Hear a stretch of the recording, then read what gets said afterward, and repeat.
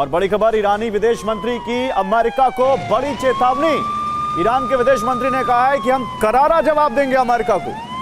Araghchi कह रहे हैं कि हमारा परमाणु कार्यक्रम नहीं रुकेगा, सम्मान नहीं तो समझौता नहीं, यानी रेसिप्रोकल टैरिफ नहीं, अमेरिका को रेसिप्रोकल सम्मान भी देना पड़ेगा, ये वो साफ कह रहे हैं। लेकिन कई दफा मन मस्तिष्क में युद्ध शुरू हो चुका होता है, बस उसे धरातल पर लाने के लिए कोई ना कोई कारण की जरूरत होती है। डोनाल्ड ट्रंप को शायद वो वजह मिल गई है, क्योंकि 2 दौर की परमाणु वार्ता विफल हो चुकी है। अब ईरान ये नहीं कह सकता कि उसे अपनी बात रखने का मौका नहीं मिला, जबकि अभी भी ईरान वार्ता को तैयार है, लेकिन यूरेनियम संवर्धन और मिसाइल कार्यक्रम रोकने के लिए नहीं। ऐसे में डोनाल्ड ट्रंप ने फाइनल वार्निंग जारी कर दी है।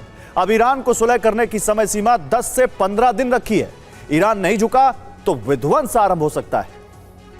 तो ट्रंप के ऐलान से ईरान में हाई अलर्ट जारी हो गया है। अमेरिका ने सैन्य ठिकाने वॉर रेडी कर दिए हैं। ग्रीस का क्रेटी बेस जो 2400 किलोमीटर दूर है, वहां से हमला हो सकता है। जॉर्डन का अजराक बेस जो 1520 किलोमीटर दूर है, वहां से ईरान पर बॉम्ब बरसाए जा सकते हैं। सऊदी अरब के अल खज्र बेस की दूरी तेहरान से 1305 किलोमीटर है। इसके अलावा यूएई का अल दफरा बेस भी वॉर रेडी है, जो ईरान से 1280 किलोमीटर दूर है। साथ ही बहरीन का अवाली बेस हमले के लिए तैयार है। इसकी तेहरान से दूरी 1078 किलोमीटर है। इन सभी सैन्य ठिकानों पर F-15, F-35 के साथ F-18, P-8I, MQ-4C तैनात हैं, जबकि समंदर से हमले के लिए लाल सागर में USS डेल्बर्ट डिस्ट्रॉयर तैनात है। फारस की खाड़ी में USS Tulsa littoral combat ship और USS Canberra littoral combat ship, और इसके पास ही स्ट्रेट ऑफ हॉर्मुज में USS Mitscher destroyer, USS Barbara littoral combat ship और USS माइकल डिस्ट्रॉयर की तैनाती है। जबकि अरब सागर में USS Abraham Lincoln aircraft carrier fleet मौजूद है, जिसमें 4 डिस्ट्रॉयर और 70 फाइटर जेट हमले के लिए तैयार है। अमेरिका के ये सभी जहाज यहाँ इसलिए नहीं आए हैं क्योंकि इस समय मौसम अच्छा है। हमारे पास सैन्य क्षमता दूसरों से बेहतर है। हमने मिलकर योजना बनाई है कि ईरान में खामनेई सत्ता को उखाड़ फेंका जाए। उम्मीद करता हूं कि 2026 वो साल होगा जब हम ईरान को फिर से महान बनाएंगे।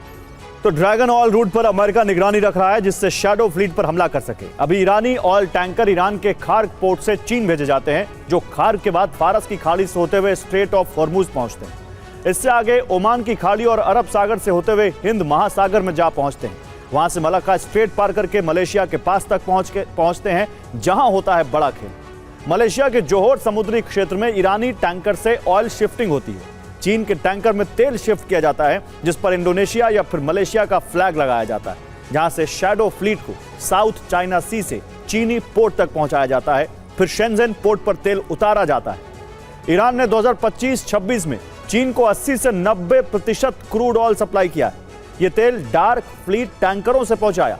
AIS यानी ऑटोमेटिक आइडेंटिफिकेशन सिस्टम बंद करके टास्क फोर्स को चकमा दिया गया।